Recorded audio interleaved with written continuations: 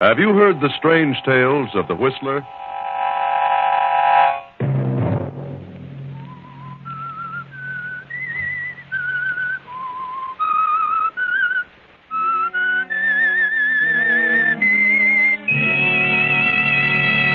I'm the Whistler. I no longer see fearful things in the night. All that has changed. Night and the shadows are friendly. Now it is the daylight that frightens me. Another Sunday night, and again CBS presents The Whistler.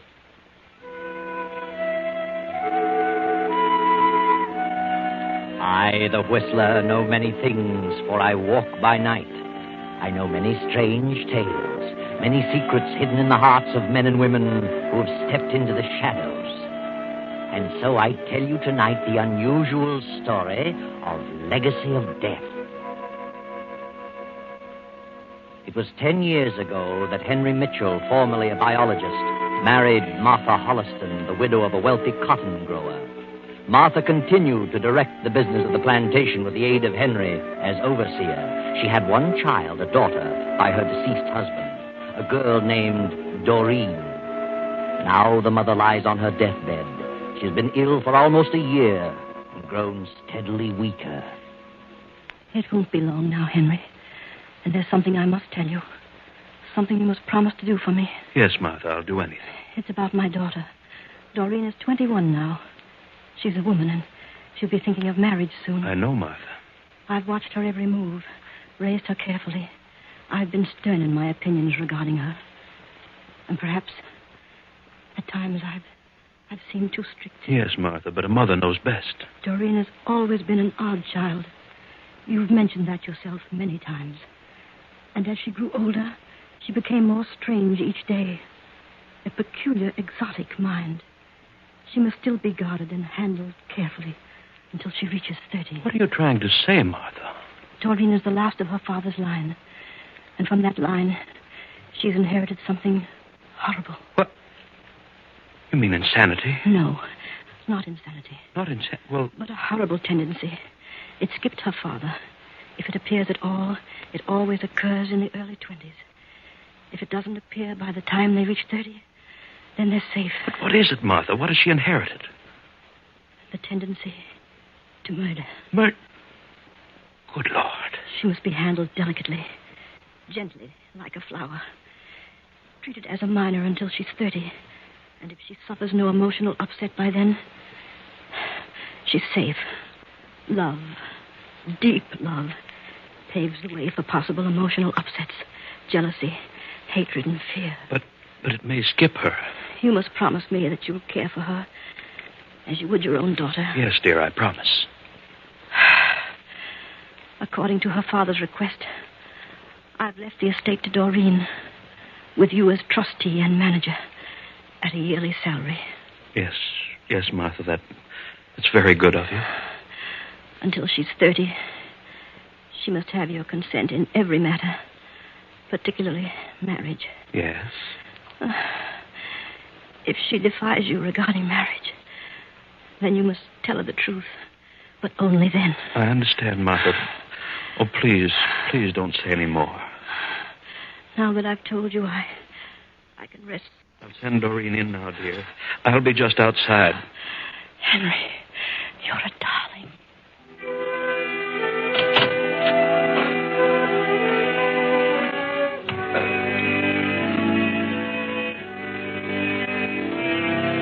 Doreen stepped into the room, knelt at her mother's bedside, and a few minutes later, Martha was gone. Now 6 months have passed, and Henry has hired another overseer, young Irving Wallace, a graduate of Agricultural University. Irving has fallen madly in love with the strange, unpredictable Doreen.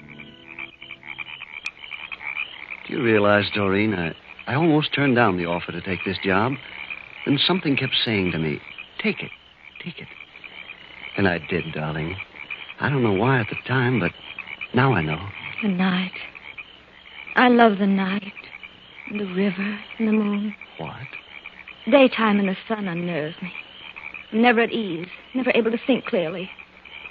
till the sun goes down and I see the moon on the river. It is pretty. When I was a little girl, I was always frightened of the dark. I fancied all sorts of horrors waiting for me in every shadow. Yes.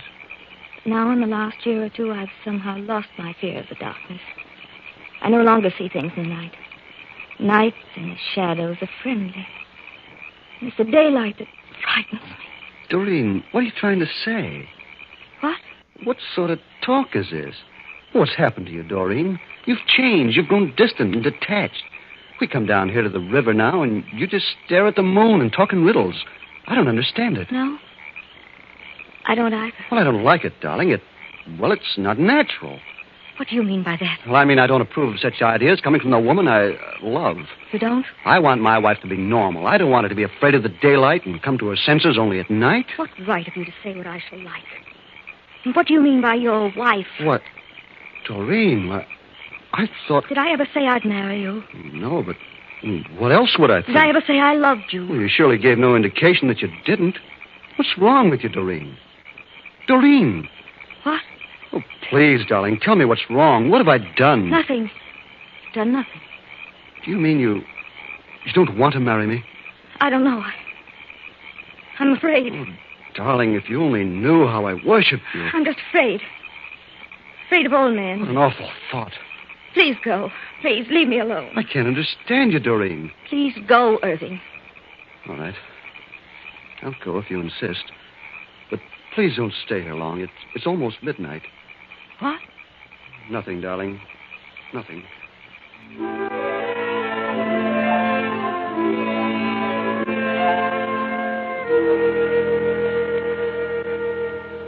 I saw the light in the library, Mr. Mitchell, and I wanted to talk to you. Have you noticed anything strange about your stepdaughter lately? Strange? I mean about her behavior, her actions. Not particularly. Well, I just left her down on the riverbank, and she's talking a lot of nonsense. Nonsense? And what were you doing down at the riverbank at this time of night? I may as well tell you. I'm in love with Doreen. I want to marry her. Marry? Yes. I knew nothing of this. Well, I suppose it's only natural. It's just the way it happens. But, well, really, Mr. Mitchell, I love her so much that I... Never mind. You needn't say any more. Good heavens. Is it such a shock? After all, she's a woman. What's wrong, Mr. Mitchell? Are you ill? No, I'm just... What did you say about Doreen acting strangely? Well, in the last few days, she's changed. She's acting in a weird sort of manner. Weird? Yes. She says the daylight frightens her, and she loves the dark and the moon. Tell me, is Doreen in love with you? Well, I certainly thought she was. She led me to believe so. Until tonight. And had you talked of marriage? Well, not until this evening. But I thought the idea was mutual. Then all of a sudden, she turned cold. Well, that's why I came to you. Maybe she's ill or something. Yes. Yes, Irving, she is ill. What? Sit down, my boy. You really love her. Oh, more than I can tell. You have only her best interest at heart? I do. Thank heaven you told me this in time. I'm going to ask a sacrifice of you, Irving. You must stay away from Doreen. You must say no more to her about love or marriage. Why not? I love her. Then you'll do as I say. Keep out of her way as much as possible. I know that seems hard, but for her own good, you must. What do you mean? What's wrong? I see I have to tell you the truth. Since this has happened, I must tell you. Doreen has inherited something that may lie dormant, but which under emotional stress may appear without warning. You're trying to frighten me? Oh, no. Doreen has inherited a tendency to... To what? To murder. Murder? Oh, I can't believe it. Yes. It's a strain in her father's family. It appears only in the 20s, but if it doesn't appear before 30, the person is safe from the malady. Oh, it just doesn't seem possible. I promised her dear mother I'd do my best to protect her from emotional disturbance of any kind until she reached 30. Now, do you understand? Yes, I understand you, but... Well, I'm not cold. You say she's acting strangely. That may be an indication, and you must do your part to help by staying away from her. Very well. I will. If it's for her own good. It is, Irving, believe me.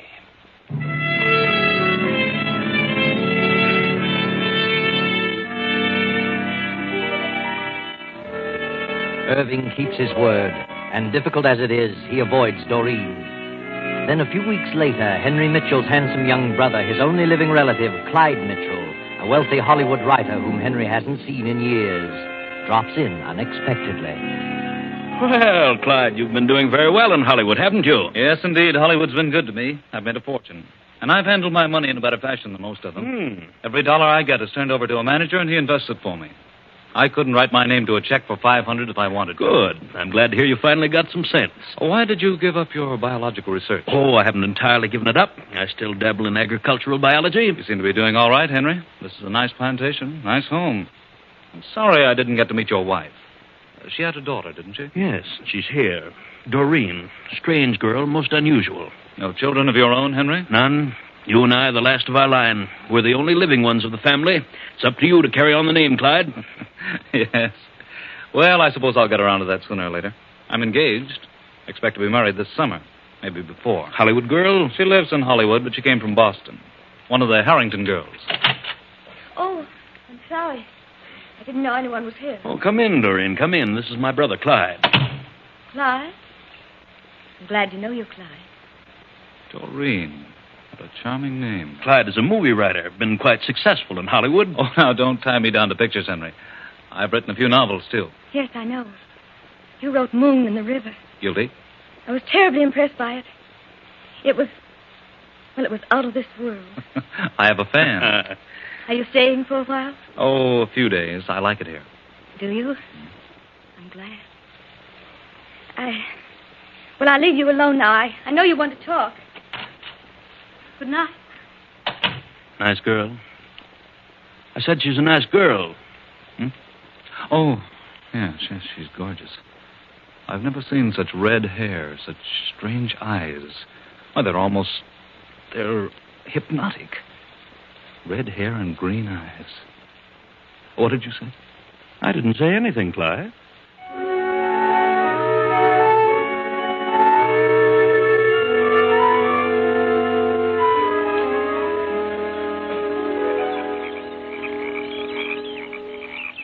Why have you brought me down here tonight, Doreen? The river, Clyde. The moon in the river. Look at it.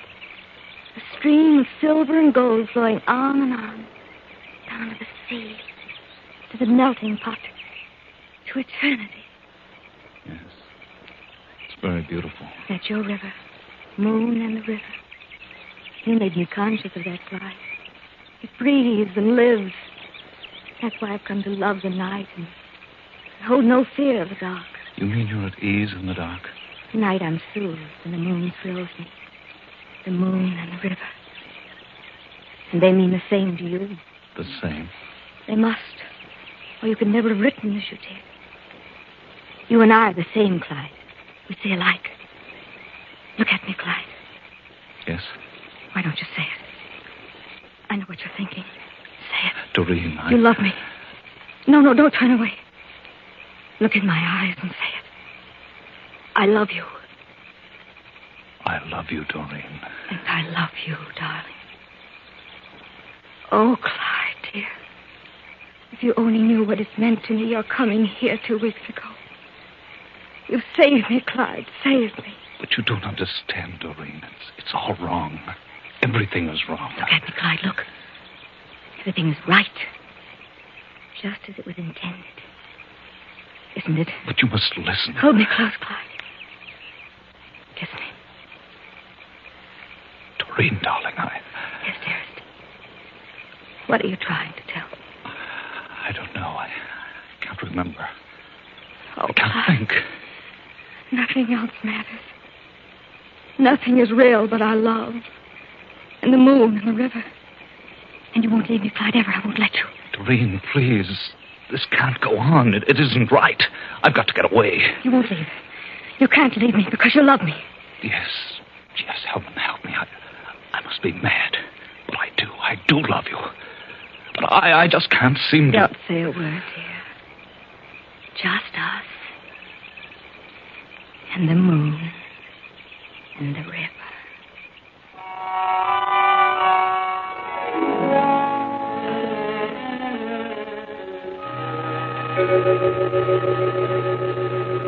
Oh, Clyde. Yes, Henry? Come into the library. I've just been talking with Irving. Said you were walking down by the riverbank a while ago. Yes, I was. That is, What's wrong with you, Clyde? What's happened? I don't know, Henry. I'm leaving in the morning. Leaving? I must. I've got to get back to Hollywood. I'm getting married, you know. Next summer, you said? Did I? Well, I've decided to get married as soon as possible. Clyde, I know where you've been. You've been with Doreen. Irving told me. Yes, I was with Doreen. I don't know what's happened to me since I've been here. But I do know I mustn't stay another day. I'm leaving in the morning. Have you fallen in love with Doreen? I don't know, Henry. I don't know what's wrong. Is she in love with you? Is that it? Yes, she is. I tried to fight it off, but... Well, it's just I lost all sense of logic. Doreen is a strange creature, Clyde. I'm certainly aware of that. It seems I'm powerless to keep away from her. I mustn't stay longer. I'm leaving the first thing in the morning. I'm sorry to see you go, Clyde. I'd hoped you'd stay longer, but perhaps under the circumstances it's best. I only wish I were free to go with you. You can come along if you want. No, I can't leave, Clyde. Because of Doreen? Is that what you're trying to say? Yes, Clyde.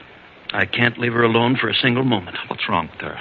There's something odd about her, and you know what it is. Does she know you're leaving? No, I tried to tell her. I see. And I'd better tell her? Yes. Good night, Henry. Clyde climbs the stairs and goes to his room. Henry stands in the door of the library, lost in thought. A few moments pass, and Doreen comes into the hallway from outside and starts for the stairs. Doreen? Yes? Come in. What is it? I've just learned that you've become infatuated with my brother. Infatuated? And before it becomes more serious, I want to warn you that it'll be a mistake for you to fall in love. What do you mean? Why shouldn't I fall in love? Well, don't you think it'd be better to learn more about a man before you allow your emotions to carry you off your feet? I don't understand you. Why should I wait? It'll be better if you do. Please believe me. What's the reason back of all this? Well, Doreen, I hate to tell you this. Why don't you say it?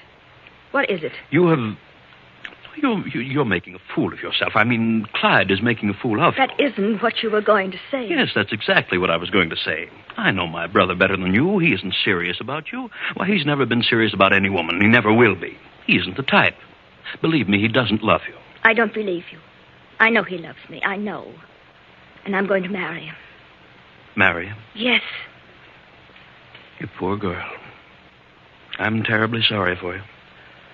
Clyde was here a few minutes ago. I asked him about you, and he told me that he wasn't in love with you. You see, my dear, he's engaged to another woman. He's going back in the morning to be married. Married? If he had been serious, he'd have told you the truth. I'm sorry this had to happen to you. I've tried my best to keep you from falling in... What did you say? Go on, finish. I said that... Oh, please, Doreen, don't become upset. You tried to keep me from falling in love. That's what you were going to say. Doreen, you must... Why didn't you want me to fall in love? Why? No, Doreen, control yourself. Do you know what I'm thinking? Doreen. I despise you. I hate you. Oh, no, you don't understand. You don't want me to marry Clyde. You don't want me to marry anybody. And I know why. You're lying to me. You told him something to drive him away. I've told him nothing, and I'm not lying to I'll you. find out in just a moment. Wait, Doreen, wait. I didn't want to tell you, but I see now that I must. You see, my dear, you've inherited a complex, something that lies dormant and may be brought into action under emotional stress. Inherited a complex? Yes. A tendency to murder. Murder? And that's why I've tried to keep you from falling in love, from subjecting yourself to emotional stress. So that's what you told him. Another lie. Oh, no. So I've inherited a desire to kill. Does anyone else know that? Yes, I had to tell Irving. I see. Good night. Oh, I beg your pardon, Mr. Mitchell. Oh, no. Come in, Irving. Come in. I wanted to talk to you about... Hello, Doreen. I said, what's the matter with you, Doreen? Nothing. Nothing is the matter. You look as though you... Doreen, what is it? Are you ill? Yes, I am ill. Haven't you heard? Doreen! Good night, both of you. What's wrong with her? I've never seen her like this. Do you suppose... I had to tell her, Irving. I had to. Then it's happened. She snapped. I can tell. I don't know what to do now. I just talked to Clyde. I told him he had to leave at once. The sooner the better. And I told him why. Told him about Doreen. I begged him to go for her sake. He only laughed at me. Told me to tend to my own business. Oh, if Clyde tells her the truth, which he will, she's liable to snap completely. But what can we do? I know what to do. When Clyde tells her, she'll turn violently against him. He's got to leave on the first train in the morning, but tonight she may do something. I'll change rooms with Clyde after she talks to him. What can I do? Nothing, Irving. Just try to forget it. Oh, you can get me some coffee. I've got to stay awake tonight.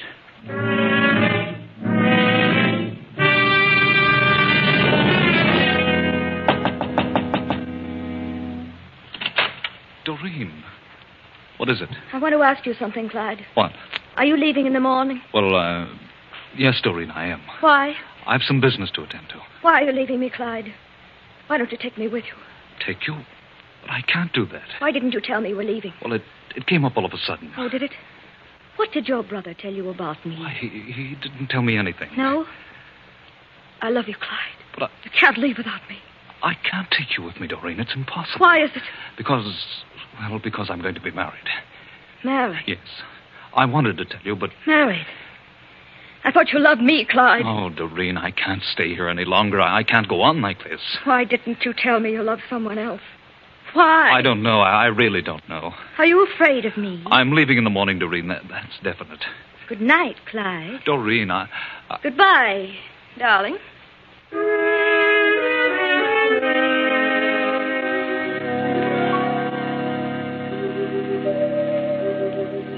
Now, the next morning. Breakfast is set early since the first train leaves at 8:30. At 7, Doreen, her face pale, deep shadows under her green eyes, comes slowly down the stairs to the sunroom. Good morning, Doreen. Morning. Sit down, Doreen. Did you rest well? No. I didn't sleep so well either. Guess the storm disturbed me. Was there a storm? Yes, an electrical storm. Didn't you hear it? I don't remember. What time does the train leave? 8:30. Clyde will be down in a few minutes. Mr. Mitchell. Yes? Mr. Bolton like to see you. Oh, tell him to come in. Morning, Mr. Mitchell. Morning, Bolton. This is Mr. Davis, my assistant. This is Dr. Upton. How do you do? How do you do? Gentlemen, this is my daughter, Doreen, and this is my superintendent, Irving Wallace. Yes, I know. How are you, Irving? What are you doing here? May we see the body, Mr. Mitchell? Yes, Sheriff. Sheriff! Body? Well, what's happened? Clyde has been murdered. Clyde! Murdered? Why, murdered? Yes, during the night. Clyde! Come along, gentlemen. Upstairs.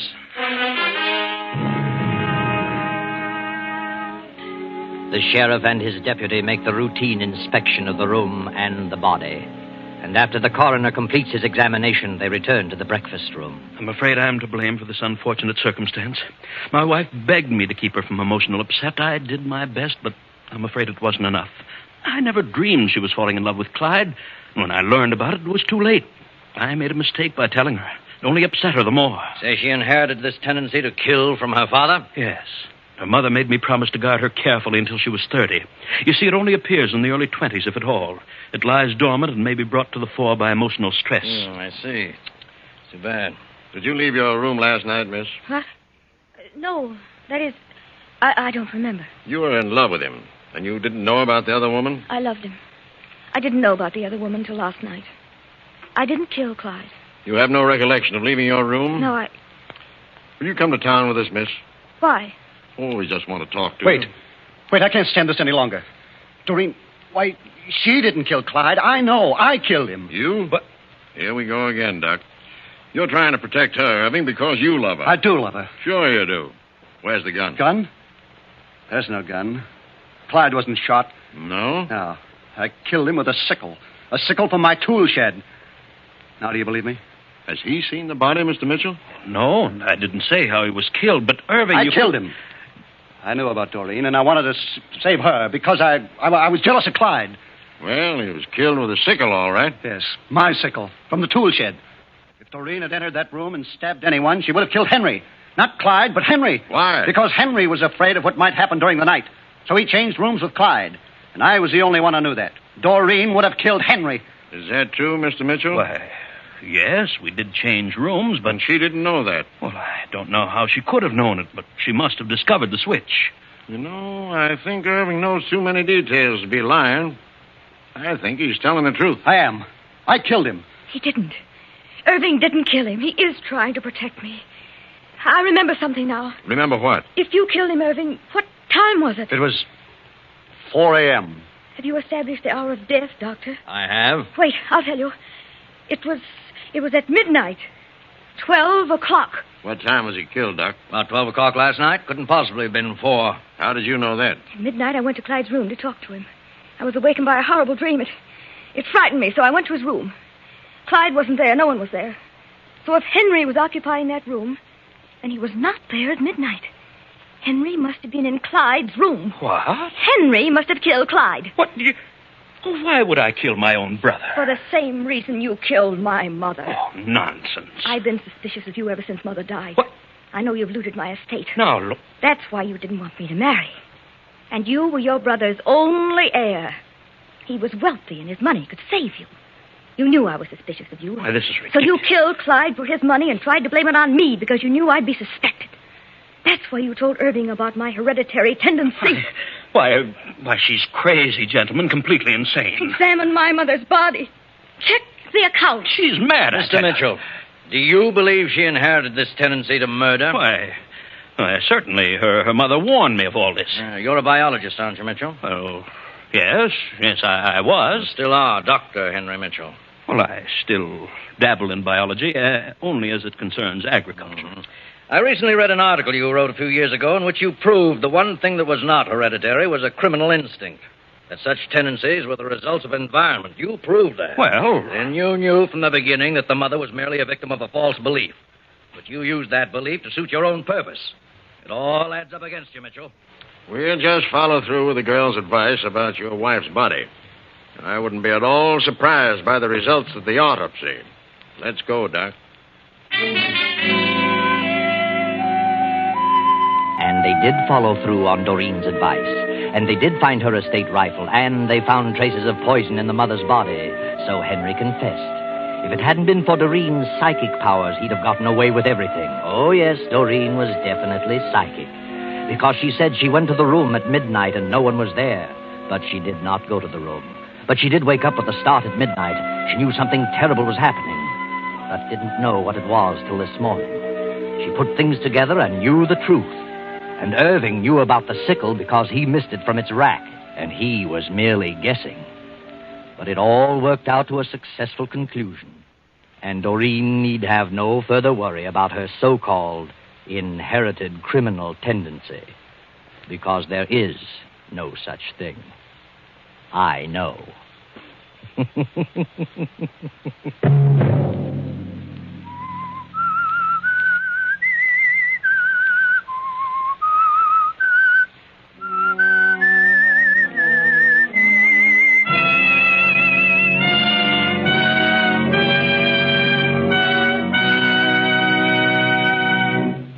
CBS has presented The Whistler.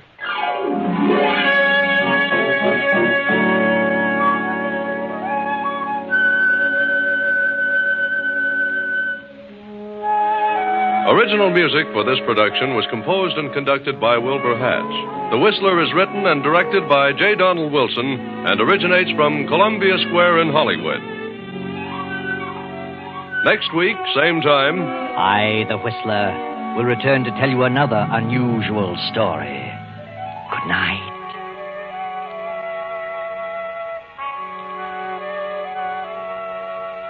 this is the Columbia Broadcasting System.